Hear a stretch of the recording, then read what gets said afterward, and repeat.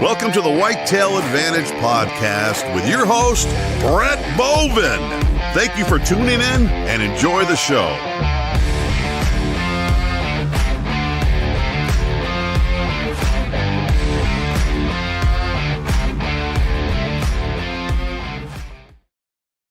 What is up, everyone? Welcome to the Whitetail Advantage Podcast. I'm your host, Brett Bovin.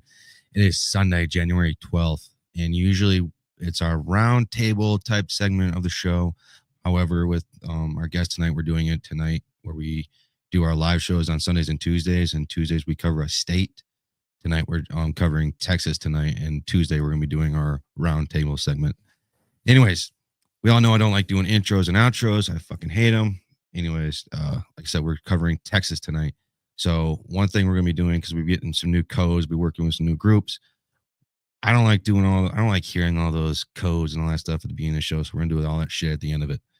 Anyways, if this is your first time tuning into the show, we do a live show every Sunday and Tuesday at 8:30 p.m. Eastern Standard Time on our YouTube channel. On Tuesday, we're going to be doing something different. We're going to be attempting to do our live shows on YouTube and our Facebook page on Tuesday because we got put on probation from Facebook because they said we violated a policy. I'll say this real quick. They said we violated the nudity policy of Facebook. And when I read the terms of it, it was basically saying you can't show any nudity and this and that. And we just made a comment about something. And I read the terms and I was like, we didn't violate any of those terms. So I asked a review or an appeal of that policy. And within seconds, they said, nope, you're still violated. So anyways, fuck you, Facebook. We're going to attempt to do it again. Anyways, we call this the electronic campfire. So we like to get together, share stories, learn strategies, become better hunters. And we also like to talk about golf because I love the golf. And so golf season going to be coming around the corner here shortly. Anyways, we also do, so if you have any questions, comments, or anything like that, feel free to drop them in the comment section. We'll pop them up during the screen. If you also want to be a guest on the show, we never say no to anybody. Feel free to reach out to us on our social media platforms, or you can visit us on our website and book us on our website there. Another thing, we also have a saying on the show, put your quarter in the slot machine. What I simply mean by that is I believe hunting is a dying sport. It's a dying lifestyle. So we simply ask people just help share the show. Help share the show. That's all we ask. Anyways, now we're done with all that because I can't stand doing intros. So we're just going to stop me talking. We're bringing everybody in for the show tonight. What is up, everybody? And hey, what's up, Sam from Texas? What's happening, guys? What's up? Man, I don't know. Sam, I know we talked about this off air, but you guys got snow. So welcome to Michigan, I guess. I know. I feel like I fit in now that we had some snow down here that can compare to you guys. True.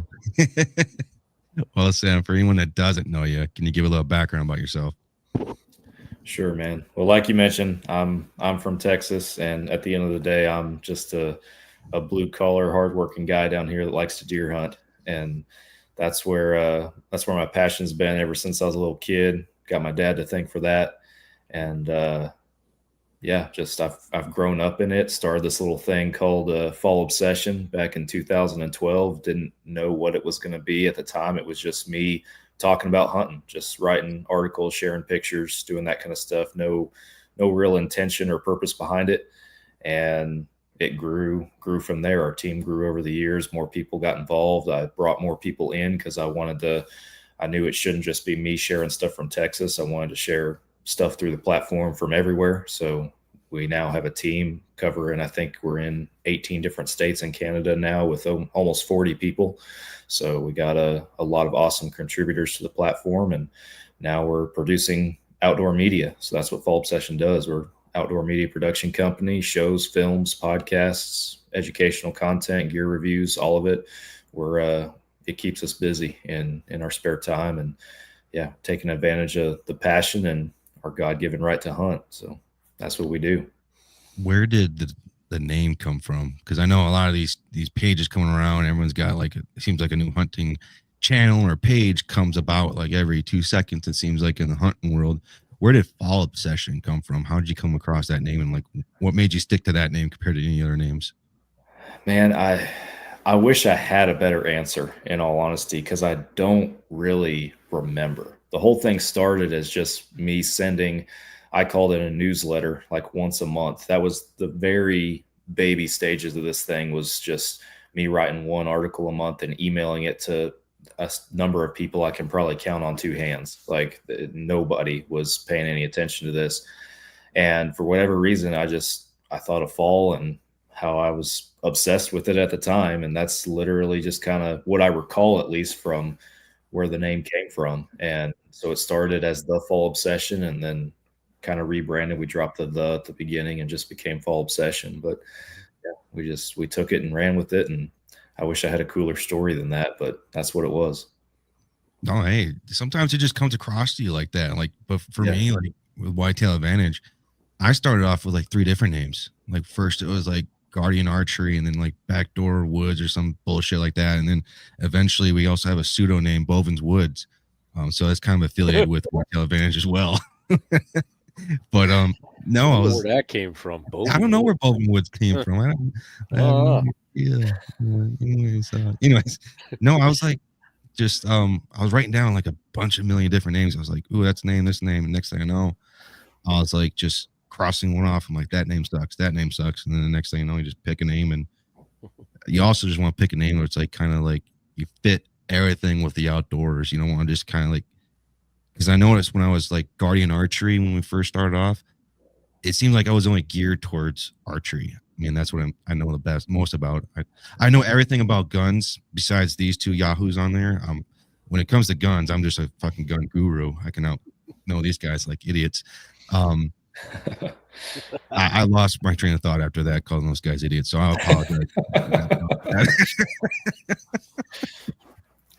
No, I don't really know a whole bunch about guns, which is weird because I was a cop for 7 years. And when people ask, like, I know a 9mm, I know 40s and stuff like that. I know the basics.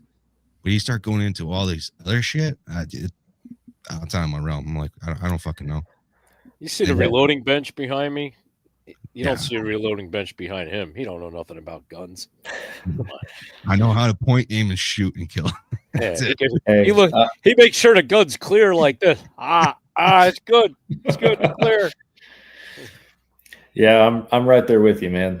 I know the basics, and I have firearms for sure, but I'm an archery guy at the end of the day, and I worked for a while years back as a bow tech in an archery shop. So I live and breathe archery and can nerd out on that for days on end. But when it comes to guns, I can tell you how to be safe with one, how it works, and the nuts and bolts of it. But when it starts breaking that stuff down and getting real technical, y'all run circles around me. So we can just quick. Sorry, Brett. Quick question: What bow did you start your session with when you started doing your bow work in the stores and whatever you were doing? How far back are we talking?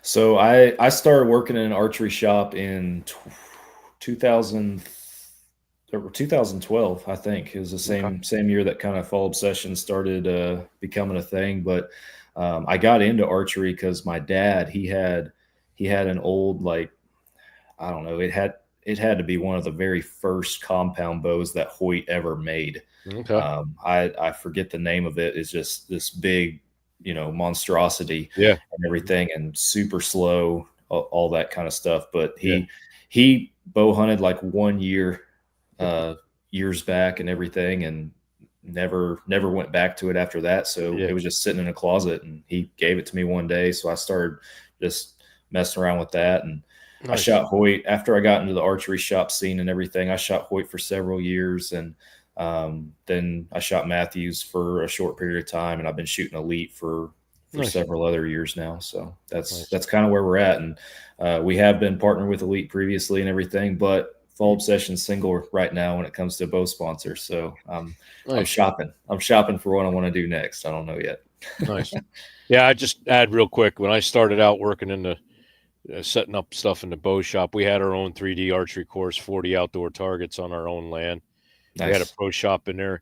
I'm going back as far as Oneida Eagles, and that was 92, 91 when I was setting those up. And they were just Nice. a timing piece of crap nightmare. Absolute junk.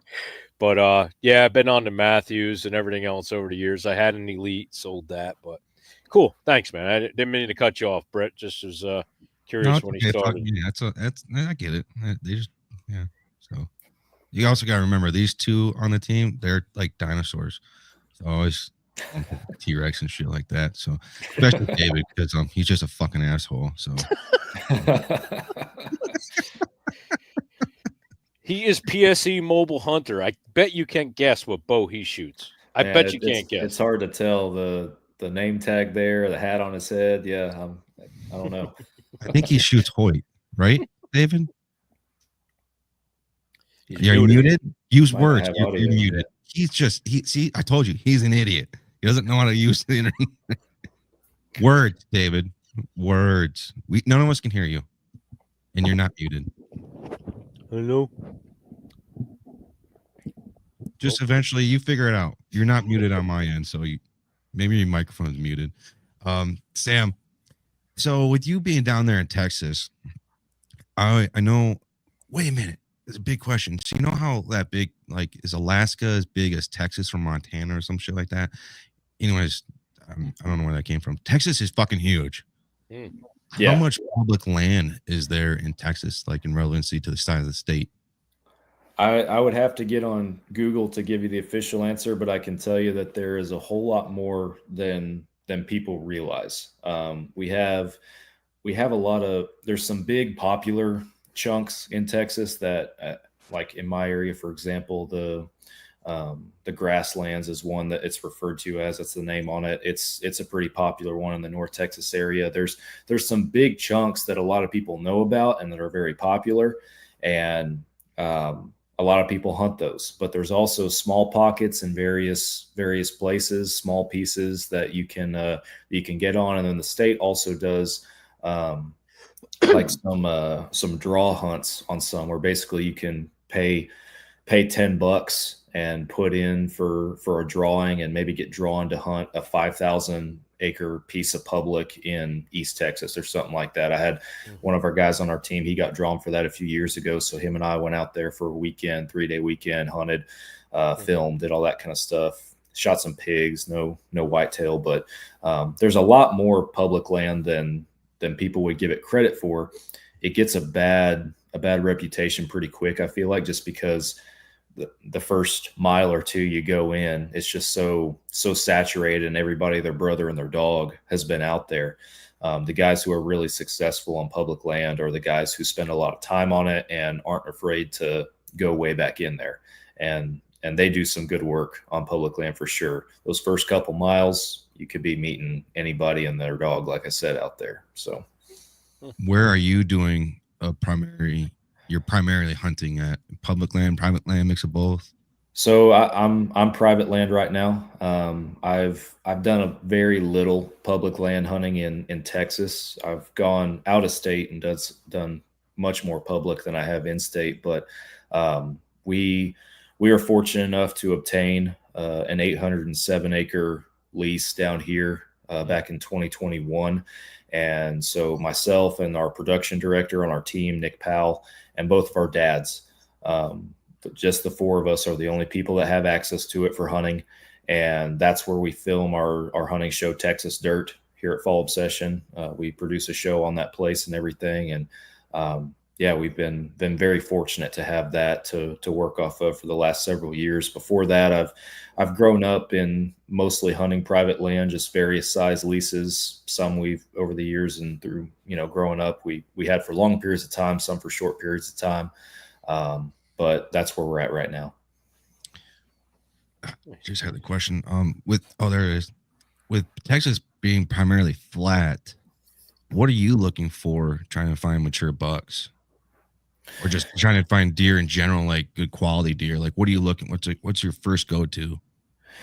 So speaking for what I know in my own experience, I think the first thing is just understanding your demographic and what's in your area, because a guy that you can't just go out there to, a random piece of property and just pass on every 120, 130 inch buck expecting that one day you're going to see a 160 walk by, right?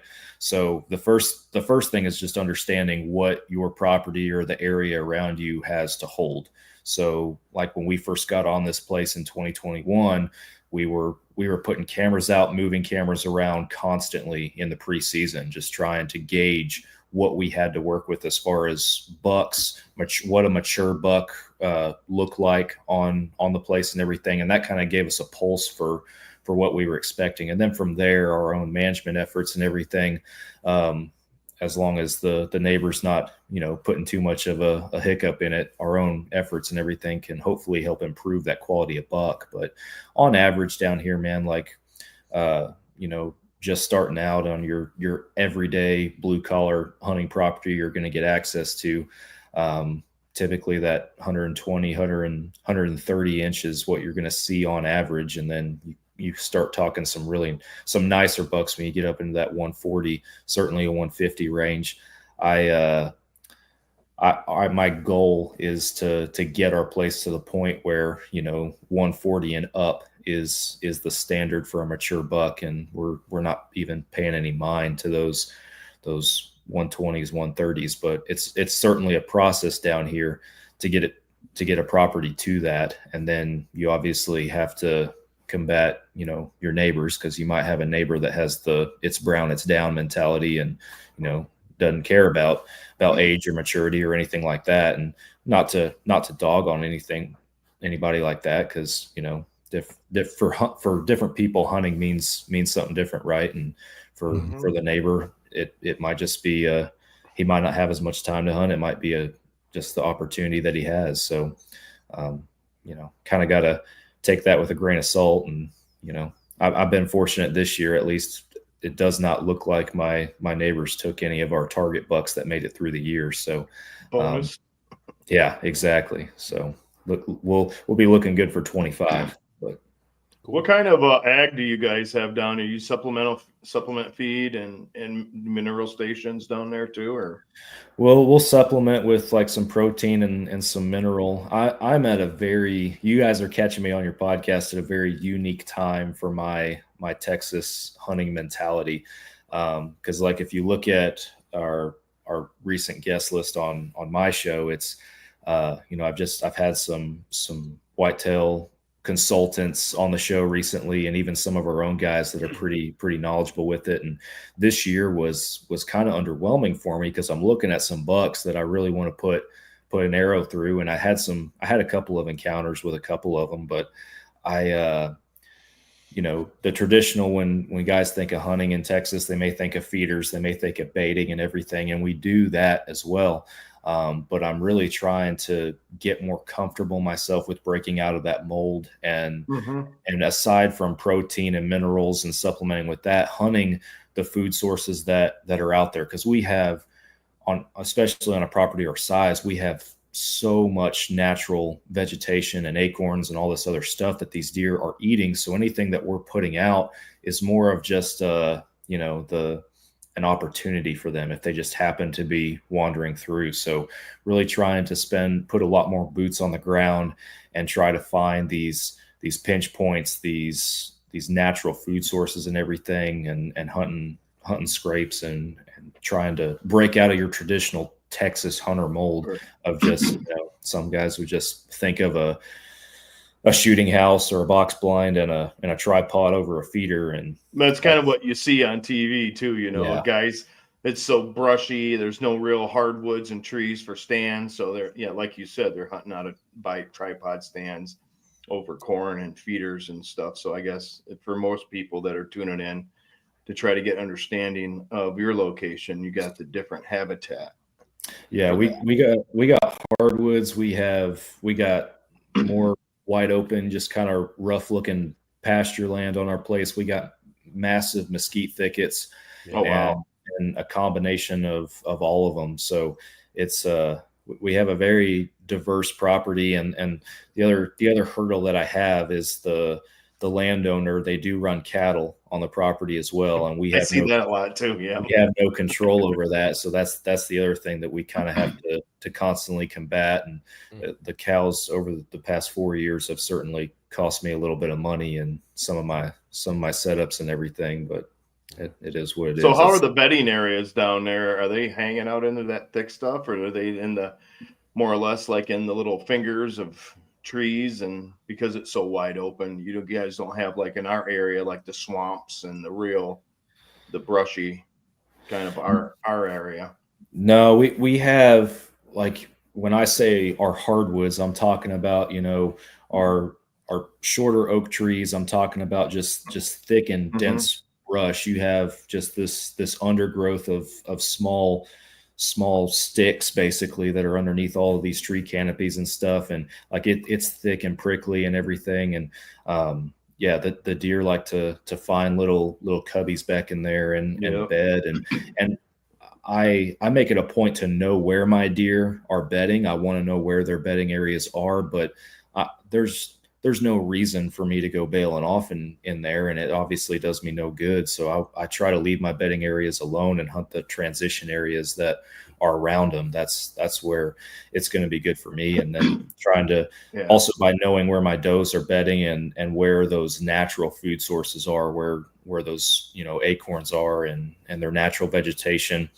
And then we also, like I said, we still have our feeders, our protein, our minerals, that kind of stuff, and just trying to figure out where those points are that they're crossing from one to the other, and make our setups relevant to that. So, do you see a lot of bucks that have a lot of white antlers compared to like those darker colored antlers? Man, I have both. One of the bucks the one buck I was actually at full draw on this year, he was chasing a doe and wouldn't slow down enough to give me a shot. His horns were dang near chocolate. Like they were dark. But coming in at the exact same stand, I have this other younger 8-point with like bleach white antlers. So I have them on that spectrum anywhere in between, man. They're all over the place. The only reason I asked is because Squatch, I think you and David, I asked this question back on one of our shows in November. I was asking, like, what makes the color of a deer's antlers white compared to different colors, and it was more of the bleaching them out in the sun type of deal. So I just was curious because in Texas, that just feels like it's more wide open, so it seems like they'd all should be fucking white, basically. But he's got the mesquite thickets where they can bed, and they're not getting a lot of sunlight down. Well, I know that, but I'm just saying. But I also think there's got to be more to it than just the sunlight, though. I feel like it's more. Well, it's like, what they're rubbing on too, and that everything what they're eating, everything takes part in. If you took the buck that's over my shoulder there, he's a chocolate rack deer, right? If you cut his horn off and you put it outside, and you let it sit out there for, say, 4 or 5 months, the UV light is going to fade that out. It's not going to stay that dark chocolate like that. That's why I say when you get a dark horn buck, he's bedding in real thick stuff. He's not bedding out in a field where he can see everything 360. And he's bedding in cedar pines. He's bedding in the thickest crap he can get his ass in there. And he's not bedding in the wide open in Texas either when it's like 100 degrees. He's in the shade. But that UV light is what bleaches their horns out white like that. That's why you get a golden, white colored buck, or you get a dark horn buck. That's interesting for sure. And I've heard every theory out there that it's diet, that it's sun, that it's genetics, that all these different things. And the sun thing does make sense to me. And my deer on my wall behind me aren't as big as yours, but if you can see or anything, this one right here, he's a lot darker than these other ones. And that deer, out of all these bucks up here, that deer was the most mature one. He had regressed when I killed him. I killed that deer in 2009, I think, but he was a 7 or 8 year old deer. He was an older buck and like white in the face and everything. He had, that was definitely not the best rack that he had put up, but he was a mature deer. He was a smarter deer, and his horns are darker than any other deer I've ever killed in my life. So I mean, listeners can, take it for what it's worth, but I would agree with that. Both of the Both of those 8s are mountain bucks. That's off a mountain. They were both Nice. killing the same spot. But the big guy, he was over where I grew up, and he was old. We aged him at 7.5 when we had him mounted. And you talk about a buck that was bigger. He was on the downslope of his life. Yeah. But he's 33.5-inch neck, 21.5 inside spread, 5.5-inch bases, and he carries his mass all the way out through his rack. Nice. So it was a great bow kill, man. I was very fortunate back in 2001. So awesome. Sam, when does your hunting season start and end? So we have an archery season that's before anything else. So that last weekend in September is normally when Texas opens up their archery season, and that runs until the first weekend in November. And that's when general season opens up. And then general season is just any weapon. And that continues through the rest of the year. And we're actually approaching right now. We got a week left in the late season. I suppose the first weekend in January, general close. The late doe spike season is the only thing running in the north zone right now in Texas. So that closes next weekend on the 19th, I think. And then the south zone has an extra 3 or 4 weeks after that. They go into February even. So different counties can kind of, it seems like they adjust theirs a little bit more. Like there's one county that's close to where I live, at least Collin County. They don't allow any firearm hunting at all. They're archery only for the whole county year round. And that's a county thing based on their deer numbers and everything like that. Some counties allow you to take more deer than others, but for the most part, it's archery for a month and then any weapon after that for the remainder of the year. So I'd assume that county that's archery only, it probably pulls some nice bucks out of there. They do. I actually just recorded a podcast with our here at Fall Obsession, our Southern regional coordinator. He lives out there and hunts out there. And the podcast I'm putting out tomorrow is actually with him, and he talks about that. And yeah, he shoots giants out there. He hunts giants. He shoots giants. He has from, I think it was 2018, he killed the largest free range whitetail that's been killed in that county. And like, it's the 5th largest free range non-typical ever killed in the state of Texas. It was like 221 inches or something like that. Absolute hammer. Hammer of a deer. Oh my God, dude. See, that's a smart county using bows only. Well, see, that's what I was getting at, is because Michigan, if they ever got their crap together, should do stuff like that based on counties, because it seems like Texas has got their crap together and they manage the herds and they know what's going on based on the different areas. So they'll limit this. You can do that. Here in Michigan, it's kind of like statewide. Like we have a late season doe, and basically I think it's started today or tomorrow, where you can archery hunt anything up until I think the 31st. Yeah, I think so. And we had EHD pretty bad in our area, but it's open for the areas that seem like they've gotten hit real hard. Like the deer numbers are down, but you can get over the counter tags, and it's just kind of crazy that they're not paying more attention like you guys are. I mean, yeah, it's very intriguing, different areas of the country and how things vary. I have one of our producers, he lives there in Southern Michigan. He has properties in Southern Michigan and Northern Indiana. And we actually just did a show with him a week or two ago. And he was talking about the contrast between the wildlife management efforts by the state in Indiana versus Michigan. And then you guys have EHD on top of that, which is a big thing to deal with. And we're fortunate right now. I'm not saying it won't ever come here, but that's not something we have to worry about a whole lot down here just yet. So, well, I don't wish it on any state, honestly. Oh, yeah. It's just bad. Yeah. Especially down there. It would be, with the heat down But there. I also think I feel like the states that kind of have their shit together when it comes to deer management and deer quality, if we're looking at that aspect of it, I feel like Iowa, Kansas, definitely fucking Illinois. They got their shit together. I don't know what Ohio, it is. Missouri. I feel like some of these Texas. states that like have their quality type herds, if we're just talking about that point alone, they have their stuff together. I feel like every state should be asking these states, like, what are you doing specifically?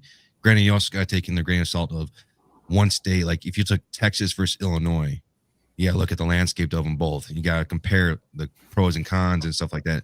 I feel like you got to be bouncing stuff, ideas off each other. And I feel like they might be doing it, but I strongly believe they aren't doing it and asking like states, like, what are you doing? How can you improve what we're doing here? And asking these other states to improve the stuff. Because in my opinion, Michigan was great back in the days when Fred Bear and Ted Nugent was up and roaming around. I mean, we were fucking upper echelon of deer hunting, in my opinion.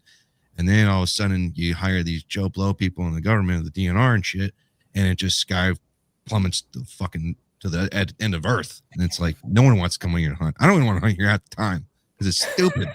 That's why we're going to Indiana this year, buddy. we're gonna get into that later, but it's just like, Sam, do you feel like other states should be asking these other states? I mean, I'm not saying Texas isn't a great state to hunt, but I'm saying like if you just ask like anyone in their top 3 states, whether you're gonna get a giant buck, Iowa, Illinois, and Ohio, in my opinion, are gonna be like those 3 states. Like I'm gonna hit one of those. No, those big Midwest states, right? Those are the coveted states. You hit on the head. I'd throw even Kansas in there as well. Yep. Kansas, West Virginia's getting there.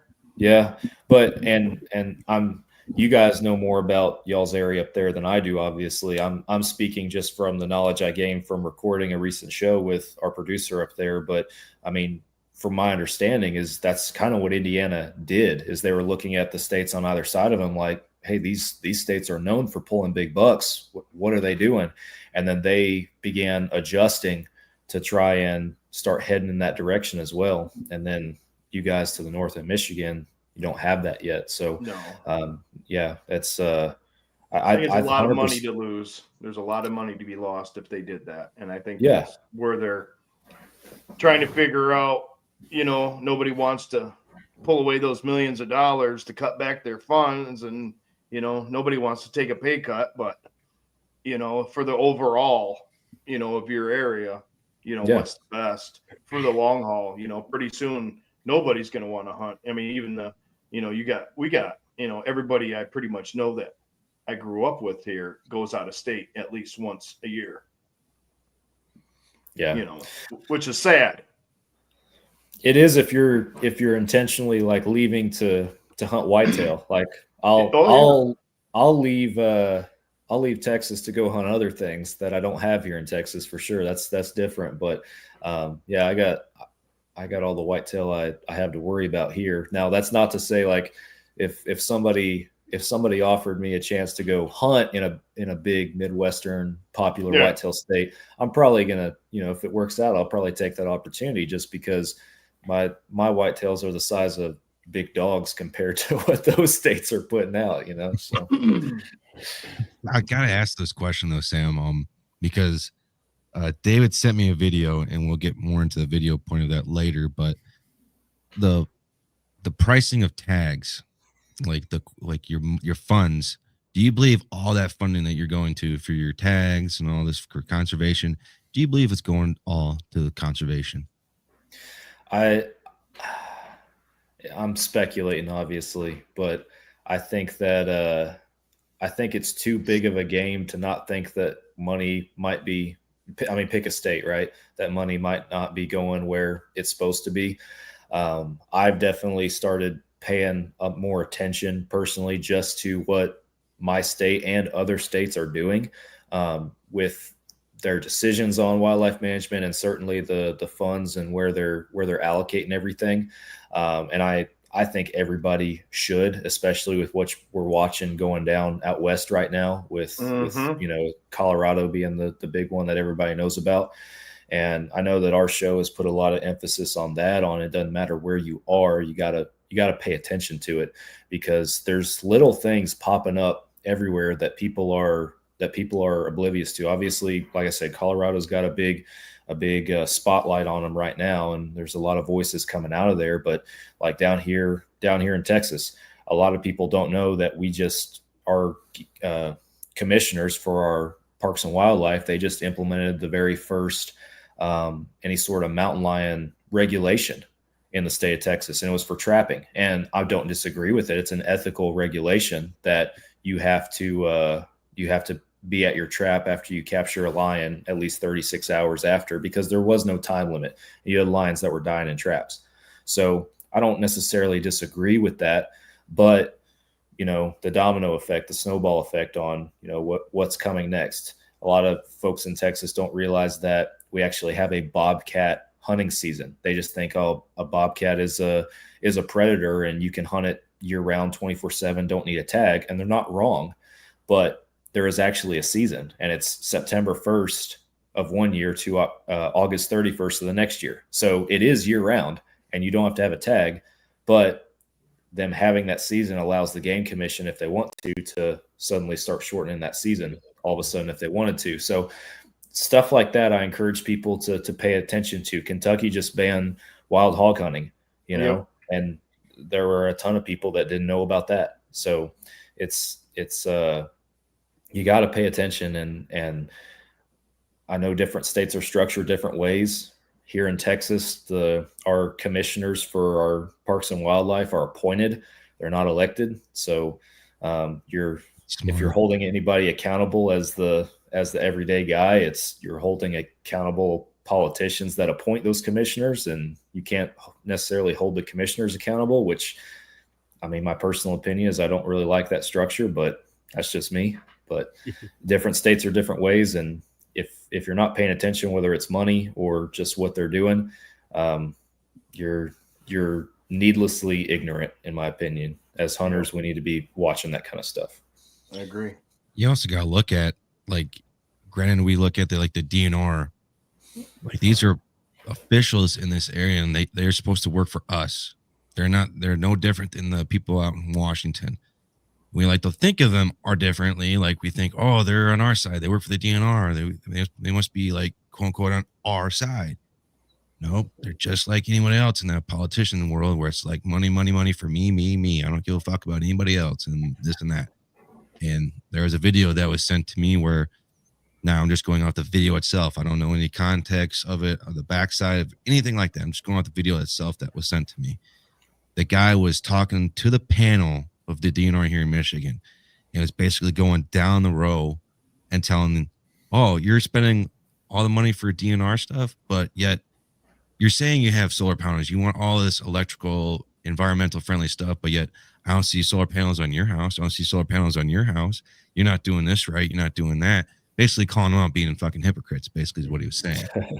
And having $1 million houses. And having $1 million houses. It's like, right. I mean, anyone in that position, it should be, and even in the Washington, like, you should, at the age of retirement, I think it's like 60, 65 or something like that. Once you hit that age, you can't be a politician anymore. And DNR world, you should get, like, I don't know, it's just 60,000 base salary, whatever. I don't know.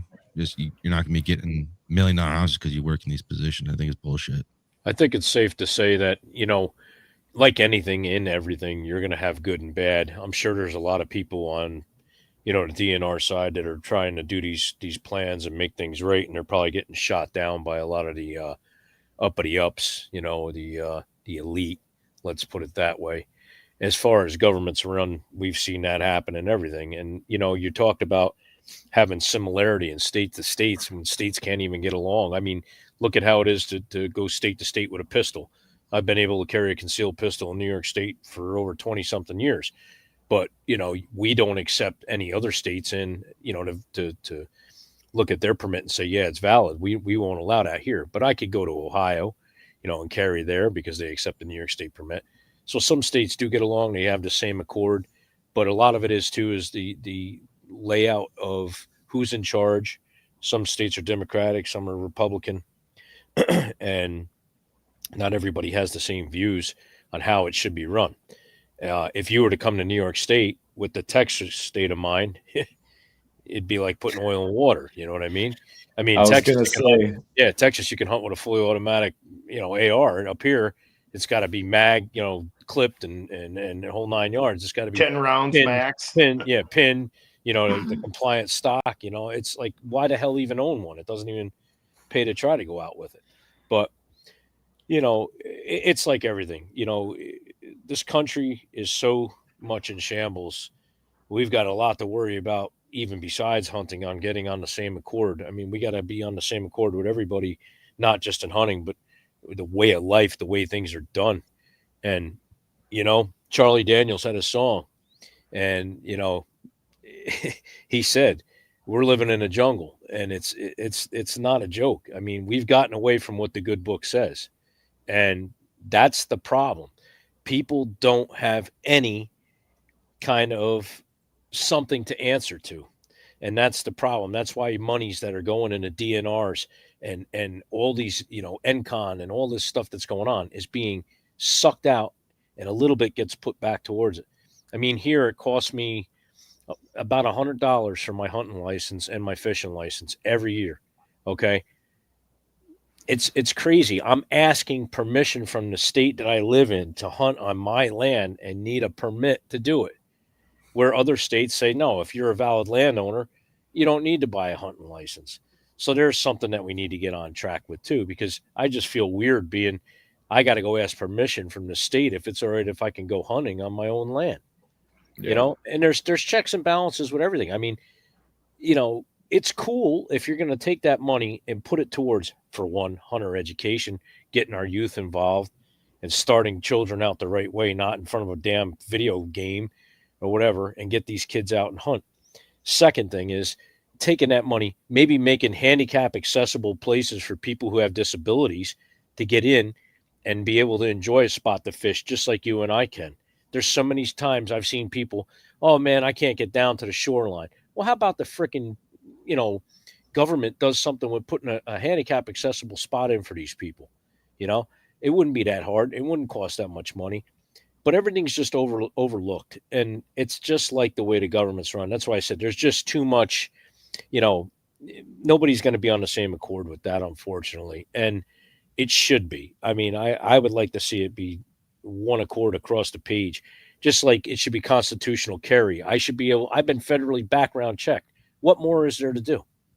You know, if I've been federally background checked, and I go into a store in New York, I got to sign for ammunition. Yo, I already been checked. I'm not a criminal. Okay. I've been carrying a concealed weapon for over 20 years. You want me to take and sign for ammunition? It's like ridiculous, you know? And, you know, some people in other states, they don't have to do that. You don't have to do that. But you want to talk about getting your monies put in the right position. It all starts on who you put in office. Okay. So just remember that when it's time to vote, put the right people in office and stay on them. Checks and balances. Make sure they're doing their job the right way. Because just because they're a Republican or they're a Democrat, it don't mean nothing. I've jumped across sides to go vote for the right person as long as they got a good heart and are doing the right thing. But make sure you keep those people in accord. They got to be within the checks and balances of the system. And I think if they have somebody to answer to, we wouldn't have this issue. That's a good point. Yeah, so many things need to be changed. And I know that's what's everything the Squash just said. We're going to be talking more in depth on our show on Tuesday, because there's a lot of things I think, in my opinion, need to be changed in the hunting culture itself. And I got like a laundry list of everything I want to say. And then What's it like down there for you as far as getting new hunters involved, or even people that are adults that haven't hunted, trying it out? I mean, I'm pretty sure down there that's probably not too big of a trial, because it's or like hunters that like phased out and then they want to get back in or something. Yeah. And at least where I run, I like to say that it's not challenging to intrigue people. Like I have, whether it be at work or at church or whatever it might be, I've had plenty of people that do not hunt, but they know that I do. And so they've come up to me like, hey, how do I get started? How do I get a hunting rifle? How do I get a bow if I want to bow hunt, you know, and start asking those questions. And obviously it all starts with that.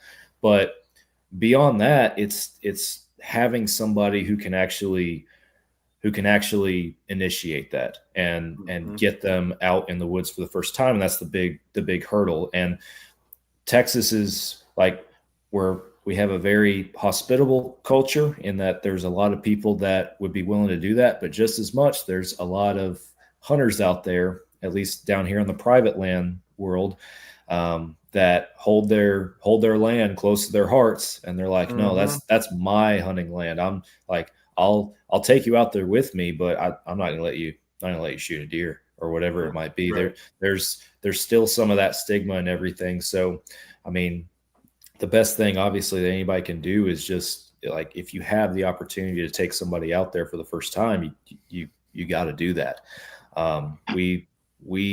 We put a big emphasis on getting new people involved in it, on our brand. And then, like even right now, I had a good friend of mine at work that passed away this past year, and he's got 2 boys that he was going to take hunting.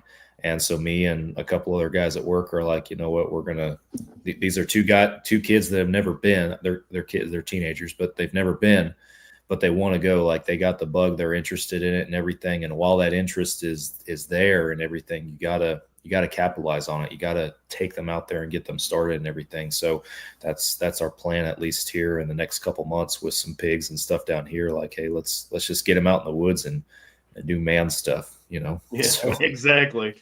No, that's something that I'd like to do, is go down there and pig hunt. I have a friend that lives down there. Yeah. It just says you can't kill enough of them fast enough, you know?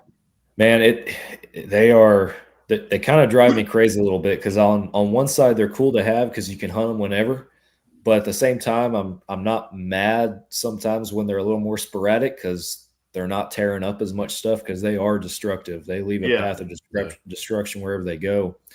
I was telling, I don't remember if you were on there before or not, but I was telling these guys before we went live that, you know, this year's just been weird. They've been sporadic. They've been all over the place, and you haven't been able to really pattern them like I have been before. And normally I'm good for shooting 1 or 2 during the season, fall deer season, that is, but hadn't killed a one this year. I shot a 300-pound boar 2 years ago out of one of my tree stands, just an absolute tank. Yeah, they're all over the place. And how do the deer seem to interact with them? Flavors of the Forest commented saying, hello, everybody. They seem to push the deer out at all? Yes. So, I mean, the deer coexist with them, and it's just annoying if you're trying to hunt a certain spot because you know the deer are moving through there, and then the pigs come in and move through there and everything. Yeah, they'll probably push the deer out for them. The deer will be back the next day or back on their pattern the next day. It's not going to disrupt it to that point. But yeah, the pigs dominate for sure. The deer know that they're out there. They don't like to coexist with them. If a pig comes in, normally the deer are leaving. So Sam, I got a quick question for you. Just popped into my head. Good friend of ours, Reaper, Whitetail 101. He lives down in North Carolina, and gets hit with the hurricanes and stuff. And I know you guys get tornadoes and stuff out there. Do you have any real problems with, the climate down there affecting your hunting season? You know, a tornado comes through, does it change patterns? Does the way the animals move? Or maybe just, something, a hurricane comes in and off the coast off there and hits you guys or something. Does it affect the way you hunt? I've been very fortunate, man, to not have to deal certainly with anything like a path of destruction in close proximity to where I have hunting ground and everything. I can only imagine what those folks down there are dealing with, especially when it comes to hunting and everything. But storms and weather and everything like that, they certainly can have an impact on what we're seeing. The deer will eventually return to their routine. Again, I can't speak to like if I have a storm or a tornado that wipes out half of my trees or something like that. Yeah. I imagine that's a whole nother ball game, and I can't really speak to that. But my deer will eventually return to kind of their norm. If it's something pretty bad that really shakes things up, it can be a couple 2-3 weeks maybe. But yeah. All right, so cool. Flavors of the Forest commenting here. I've been commenting back with them, and I messaged them saying, we're going to vote Johnny off the island because he never gave us the code that they sent him. So yeah, he's fired. Johnny is going to be fired from the team because he can't read a fucking email. So do you run trail cams, and do you run regular trail cam, a lot of cell cams, or just the base models? Or No, we've definitely made the transition over to cell cams since we got this property. We were, when we first set it up and everything was still the card pulls. But we've made the transition over to cell cams. We run reveals right now. We have a good relationship with them, and I personally like the product a lot. But I still do have a couple of card pulls out there, just because at the end of the day, I'm still cheap and still blue collar, and as long as it works, I'm going to use it, right? So I still got a couple floating around out there in the woods. Oh yeah, but I definitely do too. I like I don't know. It's a love-hate relationship with the cell cams, because I can look at a cell cam all day long or for weeks and just be like, okay, I got this buck pegged. He's doing exactly what I want him to do. I'm watching it happen, and I'm going to get out there in that tree tomorrow morning and I'm going to make it happen. And then I'm just absolutely distraught when I get out there and it doesn't go the way I thought, and he doesn't show up, and I'm like, what am I missing? Happens to all of us, man. Yeah, I know. Chasing your tail for the whole year.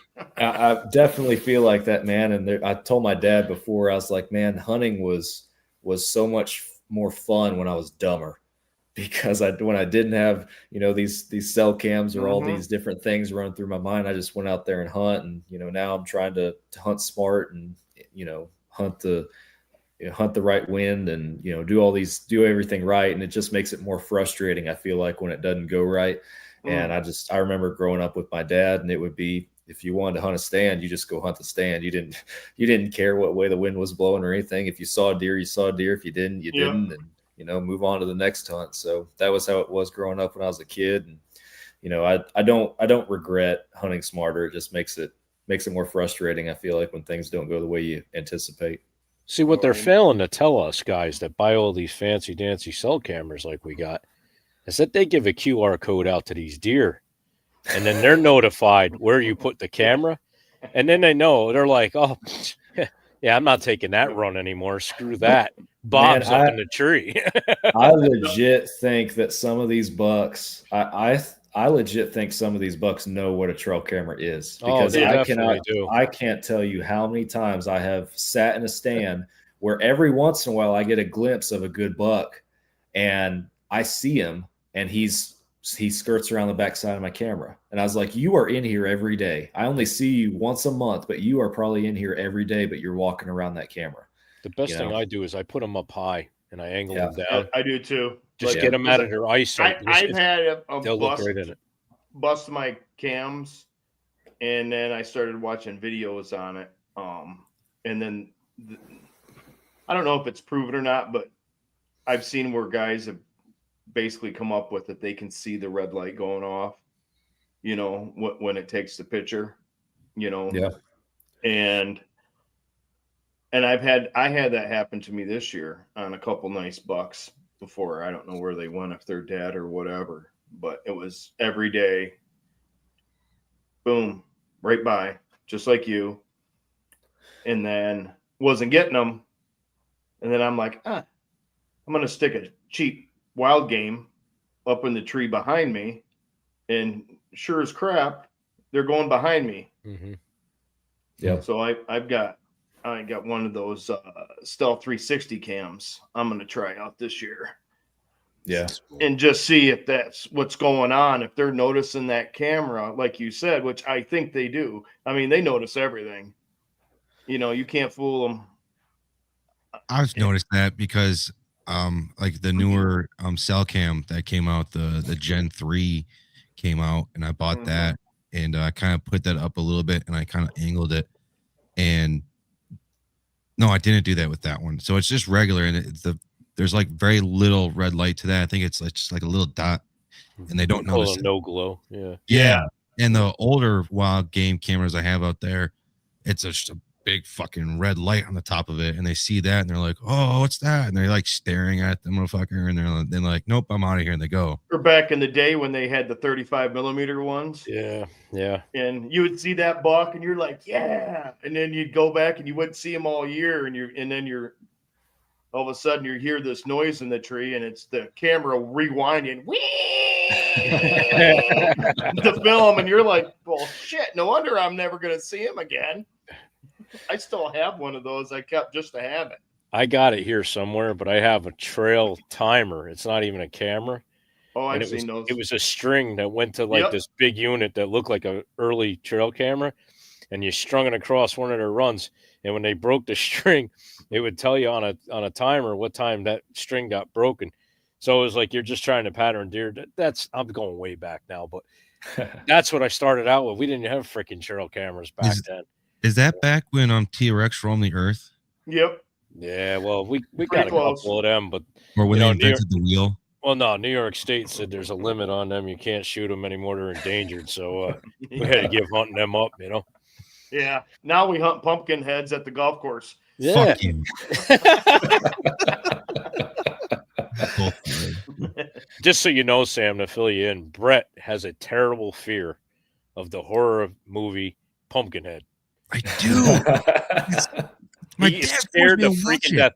We have ordered a life-size one that is going to swing down in front of him in his stand somewhere in Michigan, and we will find him and do this to him.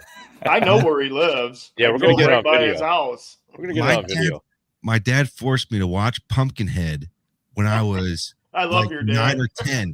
And then he forced me to watch the scary movie, the clown movie called It. He forced me to watch the same movie at the same time when I was my age. Now I can't go to clowns. I went on a date back in high school. I was holding my date's hand. I gripped her hand really hard. And as I'm seeing clowns ripping around, she goes, "You're a pussy." I'm like, I can't stand clowns. Every time. And it was funny when I first started off hunting. So in Michigan, you can start off at the time, you can start off when you were 12.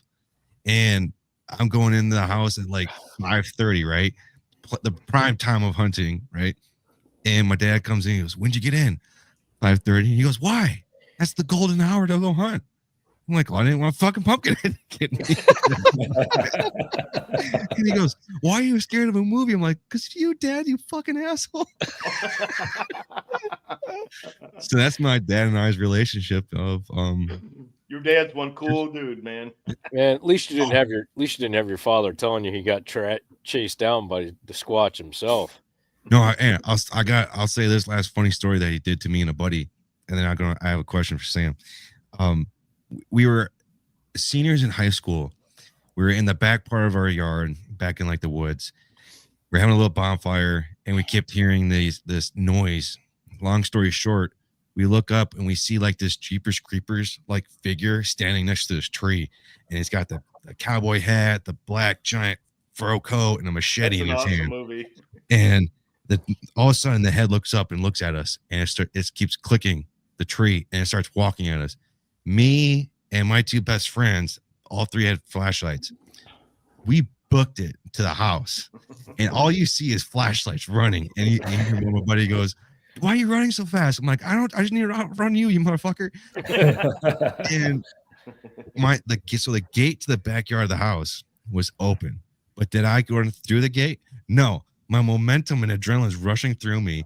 I try fucking hurtling the motherfucker, and my back of my foot clips the top of the fence, and I face plant into the ground. I'm doing like somersaults in the ground. I'm running in the house, and we're all like, "Where's Dad? Where's Dad?" My dad runs into the house, and he goes, "What a bunch of pussy." Yeah, he's probably like, "Jesus Christ, that came from me." He did. No, I'm thinking Jackie. I'm thinking Jackie Gleason and freaking the Bandit, and he goes, "No way, no way, you came from my loins." Yeah, that's my dad. Anyways, back to hunting. Let's talk about that. Sam, when's the rut? And you can count on that second week in November probably being prime time for you. And how many ruts do you guys normally get? You can count on 2, and kind of that early to, I don't know, somewhere kind of in that second week of December, I'd say it's kind of when they start acting up a little bit more. I think that's when you get that, those more juvenile does that start going into heat for the first time and everything. Mm-hmm. They hit later. And so normally during the rut, it's like, man, it's just probably like most places, just a crapshoot. Like all the patterns and everything you've been looking at is just knocked off, and bucks are cruising constantly, and it just you're just lucky if you get that chance at one during that time. The second rut might, in my opinion, it's a little bit more predictable, just because those juvenile does, they're still in their routine. They're still coming to food sources and everything. The mature does, they know what's up, so they're off and running. But if you're still following your patterns and watching your deer and knowing what your deer are going to do per the norm, those juvenile does are still going to do it. And typically you can hopefully find a buck slipping while they're, following them down their normal routine, trying to find something. So Sam, I got one final question before we wrap it up for tonight with our rapid fire segment. So obviously I've never hunted Texas. What would you tell someone to prepare for what they would need to prepare for, or what to look for if they're going to be coming to Texas to hunt? Man, I mean, outside of just your normal, like, hey, this is what you can expect for weather and your gear and your normal prep and everything like that. I would tell them, like, it's not like anywhere else you're going to hunt. It's more open, and the deer act differently. The deer do things sometimes that you might not think of. And a good example is we've done every fall we do a veteran hunt down here, where we do a giveaway basically and select a veteran to bring out here and whitetail hunt. And the very first guy that we brought out here, he was from California, and he had never hunted whitetail period in his life. So I'm bringing him out here to fields, tree lines, creek beds, windmills in the background. The wind is howling, 30 miles an hour, and we're in a ground blind, and he's loving it. But everything's shorter, and my biggest advice is just talk to somebody that has hunted that area and learn what those deer patterns are and everything. What would you say to someone that's like from like Maine, that's going down there? Because obviously Maine's like thick woods, and they're going down to Texas where it's just like flat. I'm kind of curious about that real quick. It's kind of like the same answer, really. Yeah, it's hard, man, because it's honestly it's honestly something you have to experience. Like, that's kind of part of it. And I mean, it's not that we don't have woods. It's not that you couldn't be hunting in the woods in a tree, or in a blind or whatever it might be. But it's just it's a Texas limited. It's a Texas kind of way, and like you can be watching deer 500 yards away from you. You can be watching whitetails 500 yards away from you, potentially, or you could be in a woods or out on the edge of a mesquite thicket or something where, you have a broader, or excuse me, a more narrow window that you're looking at, and more narrow window of opportunity. So, yeah, it's something you just got to. A lot of spot and stalk there. So not on my place, and that's just because with the mesquites and just everything out here is trying to, and I guess that would be a good piece of advice. Everything out here is trying to, poke, prod, or kill you. So, every plant has a built-in defense mechanism practically. So you got to be careful with that. But with spot and stalk, that makes it challenging. Like, most of the time with whitetails, the deer are going to see me before I even have any idea that they're there. When you start getting farther into West Texas or up into the Panhandle, where it's more wide open, man, I've tried some spot and stalks on some whitetails out there. Not this season that's concluding, but last year, a buddy of mine and I, we were trying to get on a group of deer. We had this, it was a big wheat field. It was during our veteran hunt. I was filming for him, and big old wheat field. And there were probably 150 deer in this field. But from where we were at coming in through the gate, they're, 600-700 yards away from us. So they have no idea were there. And that's kind of the shock, at least for this particular area, that a lot of people get. Like, first off, seeing that many deer all at once, all together, the whitetails, they're like, oh my gosh, this is insane. Yeah. And then having to get in and get close enough to them to get a shot in this wide open country. Like, I can tell some stories from our veteran hunt out there in the wide open spaces up in the Panhandle. But we, long story short, we ended up creeping in on these deer on a fence line, and we were just walking slowly, but we were on the opposite side of the fence line. You got a little bit of growth, some brush and grass and everything on that fence line, so it's a little bit of cover, and we're just walking. And we were scanning it, and we couldn't find one of the bucks that we were after in there. It was does and small bucks. In that particular hunt, we weren't shooting does, so we ended up not shooting anything. But we got 80 yards from this little 2-year-old, 6-point, and just being able to go from that distance, from 700 yards away, to all of a sudden you're 60 yards in from a whitetail like that. That's cool. It was pretty cool. Sam, go ahead, Brett. I'm sorry. No, go ahead. I was just going to ask him, do you do any preseason stuff with hanging like mock scrape ropes or anything like that? Yeah, so we'll normally, deer hunting down here for us is not just in the fall. We're working. Right. We're working around the clock. Like, we're about to obviously wrap up hunting season, but come February, we're going to be boots on the ground out on our place. And every single month, like I have a kind of a checklist on, hey, this month my goal is to accomplish this kind of stuff out at our place. So we're putting boots on the ground and scouting for new places and trying to, figure out, based on what we saw and what we observed in the deer the last season, what we're going to apply and implement on our place for the next year, and everything, what we're going to adjust, shift over.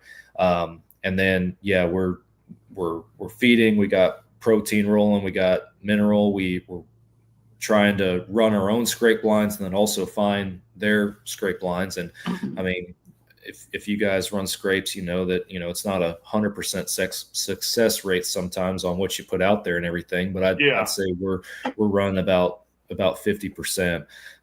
Definitely make sure that you're putting boots on the ground and doing your homework. Cause I had one hunt this year where I watched a deer. I'd put a mock scrape in on one side of this clump of trees, and I felt like I had a good grasp on this whole area and everything that was going on around it and everything, and that I'd done my homework.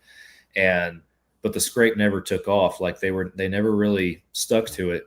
And I'm sitting there one evening in a tree, and I watched this little buck walk to the back side of that clump of trees and like tuck into the trees and then start making a scrape. And I was like, you got to be kidding me. Yeah. It's like they have one running on the back side of this thing that I never saw, Yep. And so it's just, you got to do your homework and stuff. But I like putting multiple. Yeah. So multiple.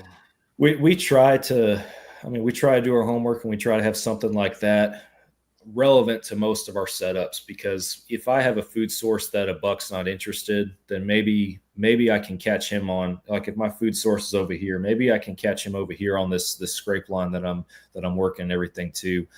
Still coming to the same area and still get a crack at him. So you're staging or something. Yeah. Yep. Well, cool. Sam, I just want to say thank you so much for coming on for tonight's show. I know you're a busy guy, so I just want to say thank you for taking time out of your busy schedule to come talk to us, 3 Yahoos, because Johnny's not here tonight. 2.5. Yeah. Hey, it's a pleasure, guys. I enjoy it. It's a fun time.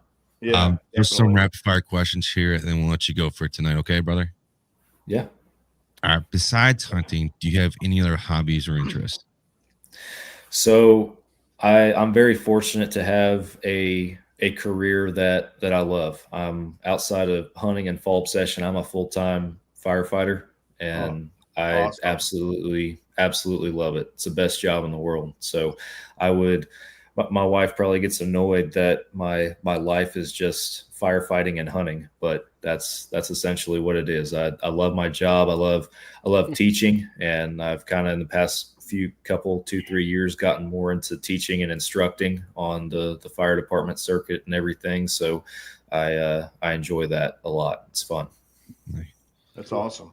If you could only choose one, what weapon would you choose if the end of the world is here? Okay, end of the world. Yeah, like the apocalypse type shit. Okay. Don't say golf club. Well, I mean, we get these big magazines for our quote unquote assault rifles down here in Texas, right? Yeah. So I gotta go with that. There we go. I can't blame you there. You won't catch me deer hunting with one. I'm an archery only guy, but if that world's ending, then I'll make an exception. Right. My type of guy right there, archery only. Fuck yes. Yeah, we didn't even talk about that. Yeah, exactly.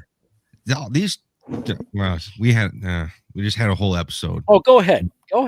I got all night, man. I don't care. We had an episode where it was like gun versus archery hunting. And don't get me wrong, if you're getting out in the woods, that's all I fucking care about. But there's something about archery hunting, in my opinion. It's just back from the primitive days, and gun hunting is just, in my opinion, it's fucking lazy. Granted, you still got things that can go wrong, and you can still fuck shit up gun hunting. But in my opinion, you have like 2 things that could go wrong in gun hunting compared to the 20 that can go in archery hunting. And yeah. So ready? I know, let Sam go. No, I was going to say, you're not an archery hunter yet. Fuck you. No, you're not, because you haven't killed one with a stick and a string like me. So when you do that, then you can talk shit. Respect. Yeah. Good point.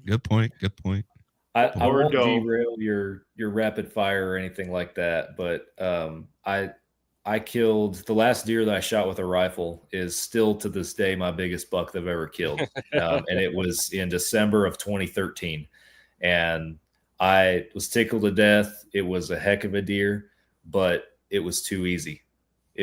I literally thought it was too easy, and I was doing both at the time. I was bow hunting and rifle hunting, and after that hunt, that's what made me decide to go bow only. And I've eaten some tag sandwiches. I've had some cool archery hunts. I've killed a pronghorn in Montana with my bow. I've killed a mule deer in Colorado with my bow.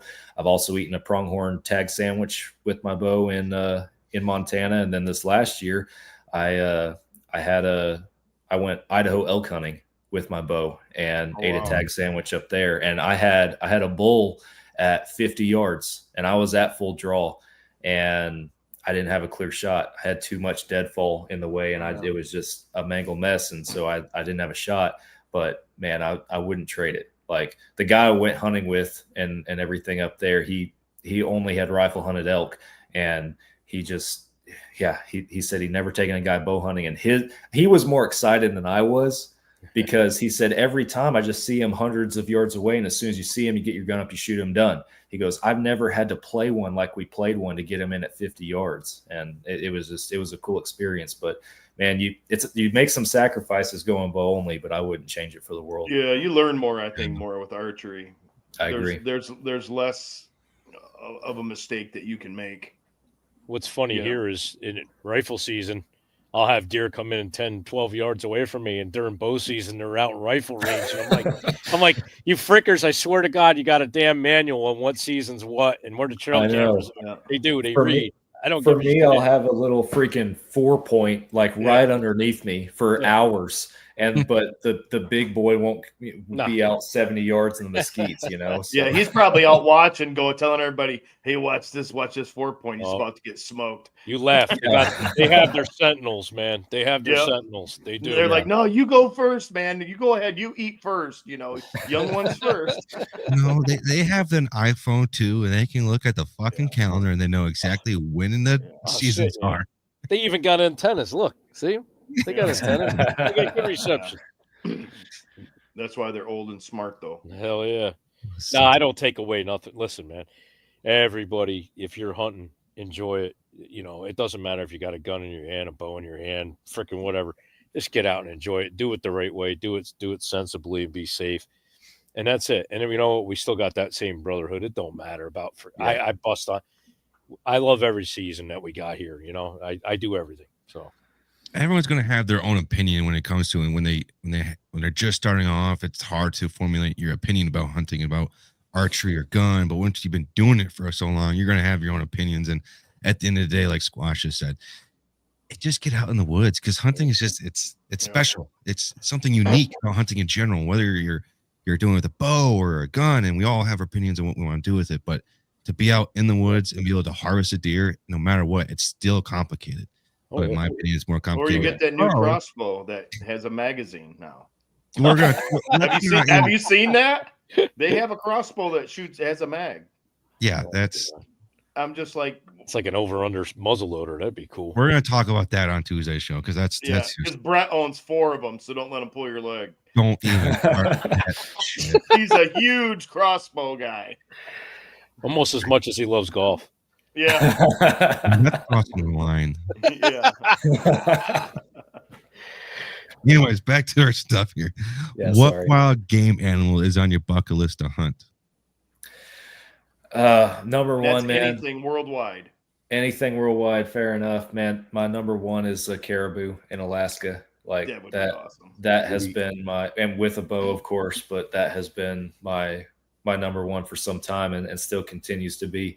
And right under that or right with that, I would say would be a moose. Like either or, honestly, if I had the chance to do it, I'd be tickled to death. And my number 2 is still an elk. I tried to cross that off this past year and was unsuccessful, but I'm gonna try it again because having one that close and everything, man, that was something else. So that's my number 2, and my number 3 and number 4 I've gotten to cross off with my mule deer and my pronghorn. So I'm slowly chipping away at it and warming up to the idea of a bear hunt. I was pretty against it at first, but I'm thinking I'm gonna have to try a bear hunt at some point. So They're cool. You would like it. You Black would like bear or it. grizz? I would definitely start with a black bear hunt and try to do something like that. I watch all these videos, man. If any good content creator puts out a grizzly hunt video, I'm watching it because I'm intrigued. I just don't know if I'm quite cut out for it yet, if I'm being honest with you. Take some balls. Yeah. Yeah. Take some big Wear a bell. Wear a bell. Yeah. That's my number 1 is the grizz. That's what it was. And I remember, to get off another tangent again, I was watching this video. I can't remember how fucking long ago, but this guy, he brought this one hunter out because he wanted to do it with a bow, and he was training him to see what he was like to shooting his bow. And then all of a sudden it pans to him and he goes roar to the archer, and the guy freaks out and he goes, "Why the fuck did you do that?" He goes, "You got to be prepared for all these type of scenarios when you're hunting with a grizz with a bow." Mm-hmm. And the guide was a freaking genius when I was watching at the time. I don't remember his name or where I watched it, but I was like, yeah. Anyways, what is a wild game animal you wanted to try to eat? One that I want to try to eat. Yeah. Are we talking like something very abnormal? Anything. Something? Anything.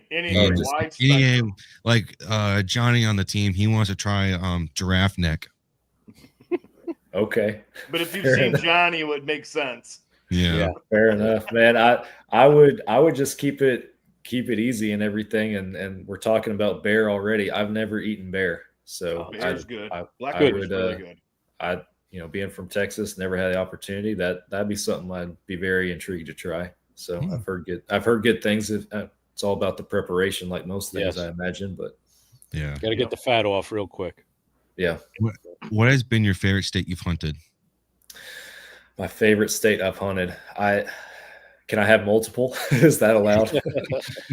I mean, obviously Texas is gonna always hold a special place in my heart. That's born and raised, but it would be a toss up just with, man, I don't know. I can't decide, man. You hit me, you got me stumped. But these Western states that I've gone to, they have all been just so, it's been amazing for so many different reasons. Like the first one I went to was Montana, and we're hunting, we hunted some private the first year in Montana and some public. And then the second year was exclusively public. And you're just out there on, like, you're going miles looking for speed goats and not a soul or a building or anything in sight. And it's just plains. And it's incredible. It was incredible. And then I went to eastern farmland of Colorado and spot and stalked a mule deer in rifle country with my bow, and just a complete, like, you want to talk about deer acting different in different parts of the country. They act different there. It like, I was blown away. And it's just a different way of life and a different environment altogether out there. And it had its own beauty to it. The most majestic place I've been was probably this last year, and it was central Idaho in the mountains. We went 25 miles back on horseback in there to a hunting camp that nobody has been to in decades back there. And we got it up, up and going again and used it and stuff. And just being back there that far back in the mountains and literally looking at country that very few human beings have ever looked at. Mm-hmm. It's incredible and humbling. And so, as I would say, I love them all, and it's hard for me to pick, but the most beautiful and majestic and the one that really tugged at my heartstrings was probably Idaho this year. Be hard to leave that. Man, I had a rough go of it for sure. Just this Texas boy getting acclimated to hunting at 8,000 feet. Oh God. Yeah. But by the end of the week, man, yeah, it was just absolutely amazing. I fell in love with it. What is the top state you want to hunt next? Top state I want to hunt next. Alaska. Alaska. It probably won't be next, but Alaska would be. If I already talked about caribou and moose, but if I could go to Alaska to hunt anything, really, I would think of that as a once in a lifetime deal for me. Oh, for sure. 100%. We've been asking this question now for a while, and you're the first person to tie with caribou. There's been one other person that says caribou. You're the first person to say Alaska, if I can remember correctly. Really? Yeah. Man, like there's so many mountainous states, right? Like the whole Rocky Mountain range and everything like that. Like there's a ton of different opportunities and stuff like that. But Tim Burgess commented, Sam wants to go to Africa with me next. Yeah, Tim's our Western coordinator at Fall Obsession. He's a good dude. Okay. So this Colorado mule deer hunt that I went on, it was at his invitation, and he hounded me for 3 or 4 years to get me to go out there and hunt with him and his family out there. And I finally accepted. And so he's always pushing me to go somewhere and hunt something with him, it seems like. But there's so many different places that in like mountainous country you can go to. And not that I have limited experience in comparison, but Idaho was a pretty extreme and incredible experience. And I think to be able to top what we did there, at least it would have to be something crazy like Alaska. That's my feeling, at least. So, is there a highly known individual, because I don't like using the word famous, I can't stand that fucking word, that you would like to go on a hunt with one time? Levi Morgan. Oh, they are the first person to say Levi. You're coming up with some great answers, Sam. I love it. So I've met Levi a couple times. He visited the archery shop I used to work at back in the day. He wouldn't know me from anybody, but I've met him a couple times. And being an employee of the archery shop, I actually got to shoot with him once, which was twice, I'll say. It was pretty cool, actually. He was preparing for the Paris, Texas 3D shoot. Yeah. And he came a few days early, and I came in for whatever reason. I don't remember why. I came into the shop on my day off, and my bow was there. I kept my bow at the shop, and I saw him shooting on the range. And one of the guys in the shop, he's like, "Hey, I bet you won't go over there and challenge Levi to a game of knocks." Which at the shop we had a game that we played, which was basically you tried to hide your arrow in a color. We put a colorful target up there, and you try to hide your arrow in it based on your fletching and your knot color. And then the guy coming behind you had to stand where you stood and try to Robin Hood your arrow. And if you Robin Hooded your arrow, you're out. Mm-hmm. So we play that at the shop after hours. So I went over there and I challenged Levi Morgan to a game of knocks, world champion archer. And I can say that I shot against Levi Morgan and I did not lose. He didn't win either. We tied, but I can say that I didn't lose at least. So, but just following his journey and everything, and having met him a couple times, man, he's one of those guys, and being a big bow hunting guy, I want to share a hunting camp with him. And a lot of people don't know that he's that big of a deer hunter. Yeah. Oh yeah. Him and Samantha. Yeah. Is he down to earth just like he is off air? He's very laid back. Yeah. Very laid back.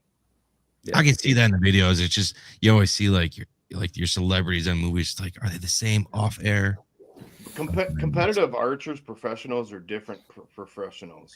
Well, yeah, Like, I know that, but you sometimes just as far as people wise, yeah. you know, you can walk up to on the course when they're not shooting, of course, but when they're not on any of the courses, you know, they'll sit and hold a conversation with you and answer questions, and it's kind of crazy when you think about those guys you see wearing world titles and bunt money and this, and they're famous, they're on TV. They really don't change a whole lot.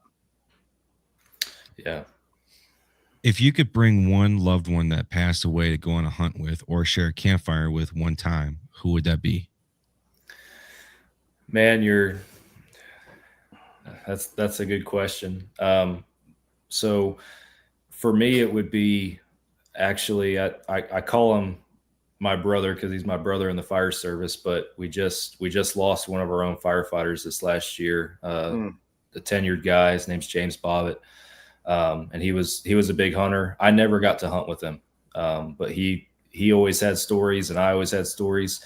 And if I could bring a loved one that's not here, it would be him. I'd want to go hunting with him. Amen to that. Mm-hmm. Sorry for your loss, man. Yeah. Appreciate it. Absolutely. How do you think we can get more people involved in hunting? I think the first thing, like if you can make every hunter out there not, I talked earlier about how guys hold land close to their hearts and everything and stuff. If you could just take out the selfishness in all of us, I'll throw myself in there, and us look out for the next generation. If everybody can do that or try to do that in some capacity, man, that would work wonders in the hunting community and stuff. So I think hunting can die, like the traditions and the culture of hunting can die, and it can die with us if we're not careful. So I think any opportunity you have to expose somebody to hunting, expose them to the outdoors, expose them to camping, fishing, whatever it might be, you need to do it. And it takes patience. And I'm learning that right now. My son he's 6 going on 7 years old now. Oh, and boy.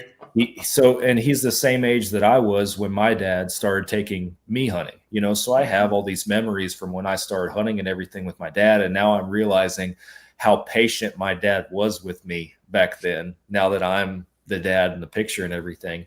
But I also, and I would be lying if I said that I'm good at it just yet, because my son is interested. He's asking, he's wanting to go. And there were trips this year he got to go on. There were trips that he didn't go on where I had to tell him, no, but I can't take you this time. And it broke my heart, and I never thought it would. And that should drive us. That should motivate us to, hey, that is hard. That's a hard part at that age. I went through it with three boys, and where I've had to sacrifice a lot of my hunting to take them out and do a stand with a BB gun because they think they're hunting. Yeah. Because they're involved, and I don't want to turn them away from that, because like they got that drive and that want to learn and they want to go hunting, you know. Yeah. So you kind of got to sacrifice for your kids at some point, you know, as much as you can. Like, I agree with you in that.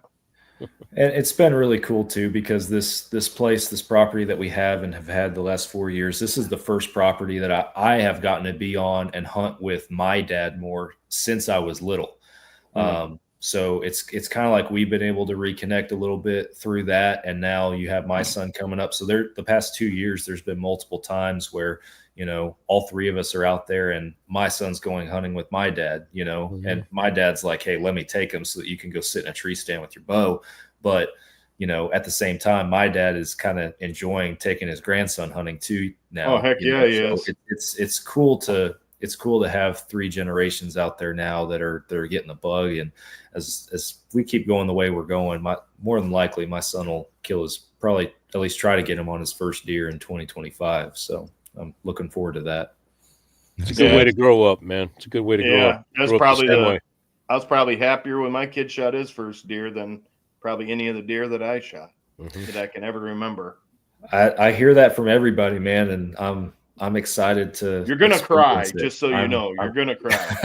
I'm ready for it. I'm excited. You are going to cry. You're going to be so proud. You're going to bawl your eyes out, and he's going to look at you and go, "What the hell's wrong with you?" Yeah, what's wrong with you, Dad? And not understand until he has a kid and goes, "Oh God, my dad thought he was a pussy." Now I understand. It was, that was that old thing. Yeah. You said your son was 6, Sam? Yeah, 6. He'll be 7 here and pretty soon. My son turns 2 in April, and my daughter's 4, and it's funny, we had deer in the front yard yesterday, and she's like, we got 10 more months and we're going to start shooting. She goes, "No, Daddy, you can't shoot them. They're my best friends." Yeah. And then 2 seconds later, she was like, "Well, I want a pink bow, Daddy." And I'm like, "Okay." Yeah, they don't know yet. I'm looking forward to it, Sam. We're right in the same boat. I mean, they got still some years left to go, but I'm looking forward to getting them out in the woods. And now that mine are all, one's in the Marines and, yeah, your sons are coming back into it. Yeah, he's getting back into it when he comes back. But like my 17-year-old hunted for him and my stepson hunted by himself for the first time this year. And I didn't realize it took me a minute to figure out what I was going to do with all my time, because I didn't have to set stands and do all this scouting for them. They're just kind of like, they've caught on enough to be dangerous where they can learn now by themselves all the to-dos and not to-dos, which is what you have to, and they enjoy that part of it. But now that my wife, I know, was pretty annoyed that I spent probably triple the time in the woods in the spring and summer scouting trail cams, but now that I have that freedom, it's nice. And then you're going to miss it too, where you're not taking them out on their hunts. But I like listening to the stories of them when he's, "Man, I seen this, and then this buck was over here, but he just didn't come close enough." And I'm like, "Well, welcome to hunting." Yeah, exactly. Well, Sam, I got one last final question for you, okay? It's kind of piggybacks off of that one. What do you think we as fellow hunters could or should do to improve the hunting community? I think respect is one thing, and it goes without saying that you respect the game that you pursue and everything. But I think a respect for one another, and then a respect for how we represent hunting. And that's one thing that I've been observing a lot as our platform has grown. One of our posts or whatever will hit the algorithm just right, and some anti-hunter will catch wind of it and decide they want to get on there and comment and start bashing hunters, or posting inappropriate things in the comment section, whatever it might be. And you get guys that are rushing to the defense who are like, "Oh, they're wrong. I got to tell them why they're wrong," and they're disrespectful in the way that they do it. Yeah. And I think that that would be the word I would use to sum it up, would be respect, just because we have to be respectful of each other. And I say that in the regard of, you guys might deem, a different quality of buck, a mature buck or a shooter than I would, or vice versa. Right. But at the end of the day, if you're shooting and putting on the ground something that makes you happy and that you're content with, and it's food, on your table for your family, then, who am I to give you a hard time about that, man? That's probably what bothers me the most. I see on the pictures, and some guys he's pumped out. I seen one, was it last week? Some guy up north shot this 4-point, and he was a nice wide 4-point, probably 2-year-old. And you're gonna have the couple guys should have let him go, should have let him grow. Why'd you shoot that? He's a little buck, and this guy, then I could tell once he's starting to respond back, he's starting to feel ashamed. Yeah. So I had to message this dude. I'm like, "Dude, I've killed small bucks. I've killed big bucks. I've killed medium bucks. I've killed a lot of deer, and nobody is going to make me feel ashamed for shooting what I wanted to shoot. And you should not let anybody make you feel ashamed for that. If that's your first buck, second, third, fourth, 10th buck, if you decided that's the buck you wanted to shoot, you'd be happy that you shot that buck, and don't pay attention to what anybody else is saying. They're just keyboard warriors. They're just doing it to get you pissed off and make you feel bad about yourself. If you're happy with it, be happy. I was happy for you. You know, it was awesome. You got a buck.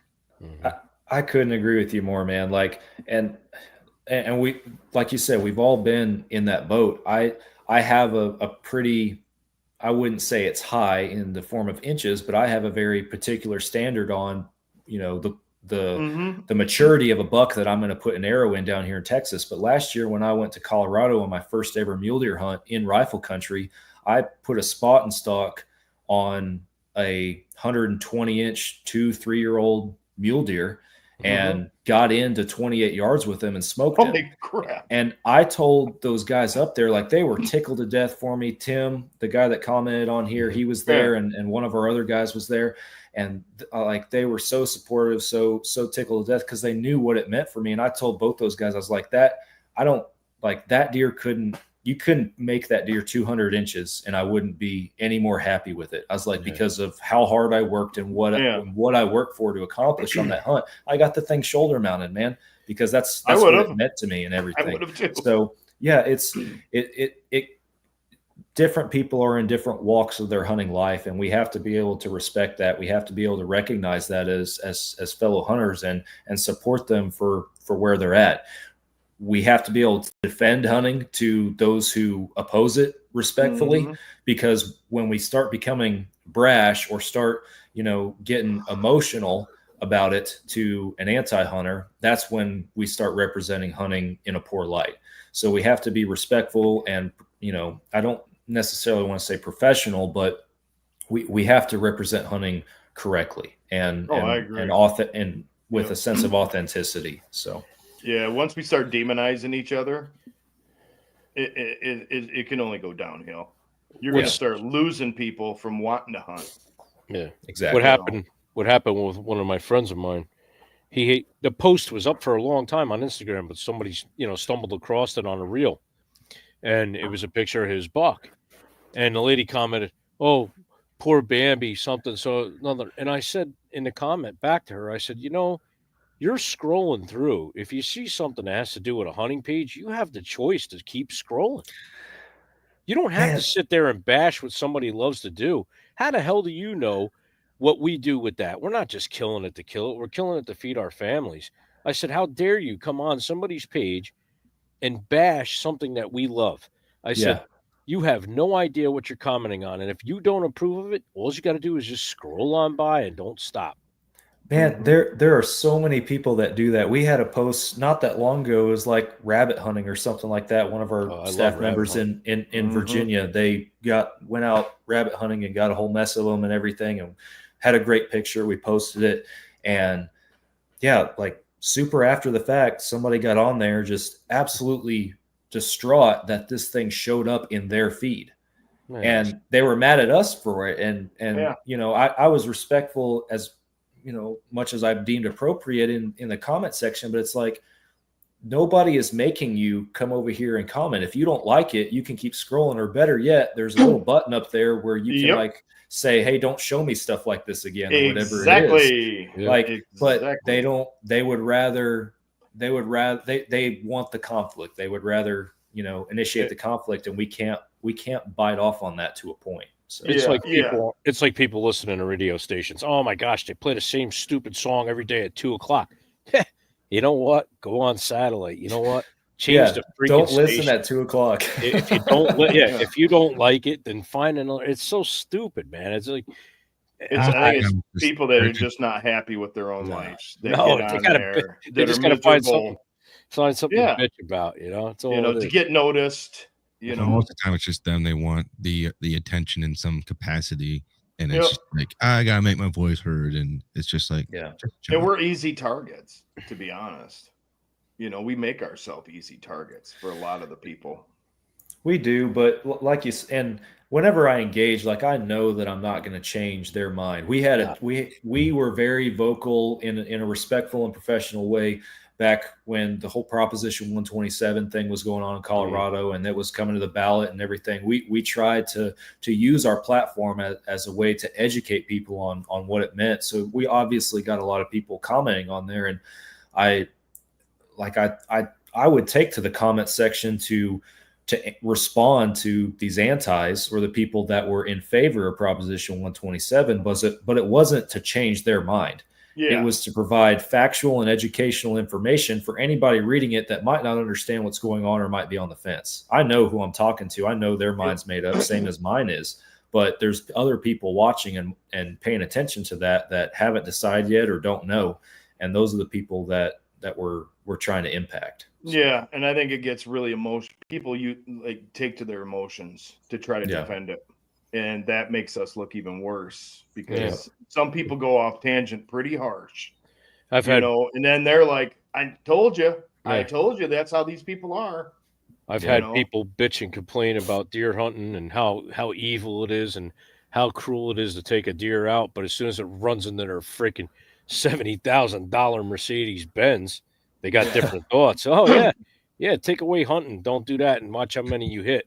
Yeah, I've had to explain to them, if you don't do that, if you don't manage the herds of pretty much any wildlife, it's going to get out of control. They're going to, you can have starvation, disease, lack of food. Yep. You're going to have it's going to be more detrimental in the long run. And how much more humane is a quick, clean kill with a broadhead or a bullet opposed to starvation, starving to death, or getting eaten alive by a predator, or that kind of stuff? So people don't think about that. No, you can just educate as much as you can. That's all you can do. Yeah. Well, Sam, I just want to say thank you so much, man, for coming on the show. I greatly appreciate it. I'm sure everyone watching the show greatly appreciates. We've had a lot of conversation, a lot of topics brought up tonight, and it's been very interesting to say that. It's been a good one.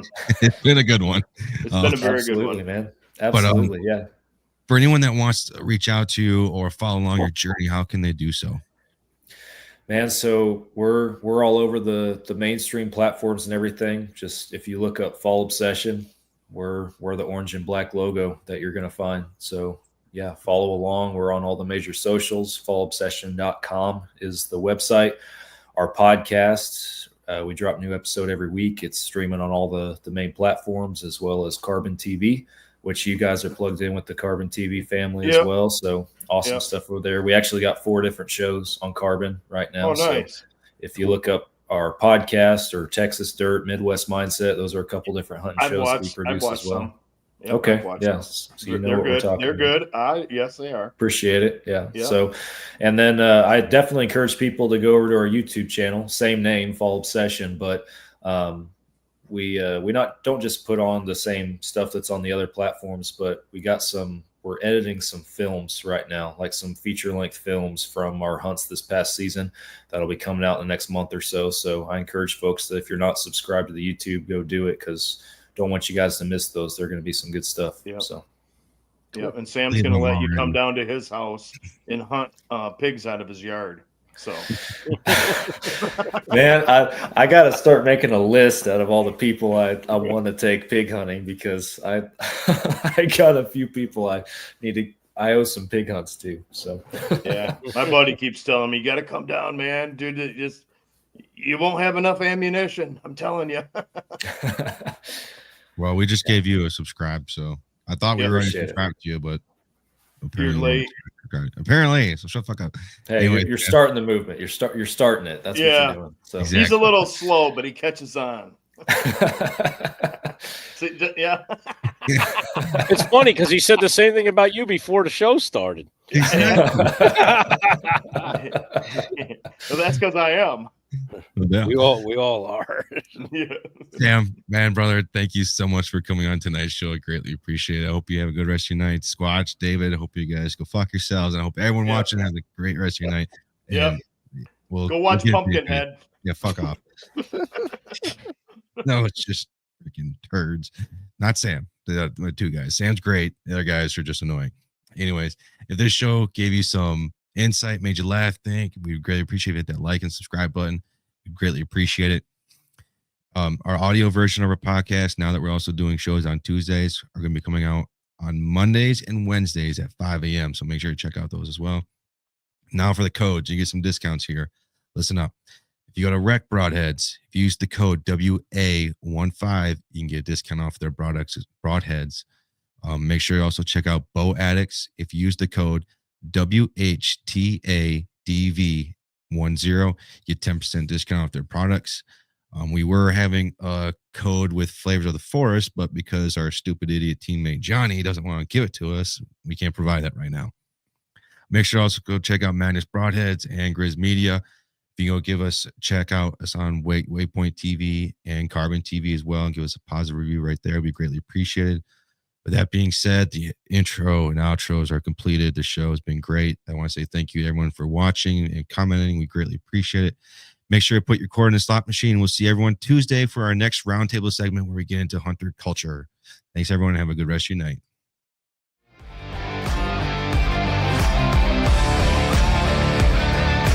Thank you for tuning in to another episode of the Whitetail Advantage Podcast. We hope you enjoyed the show, and we will see you next time.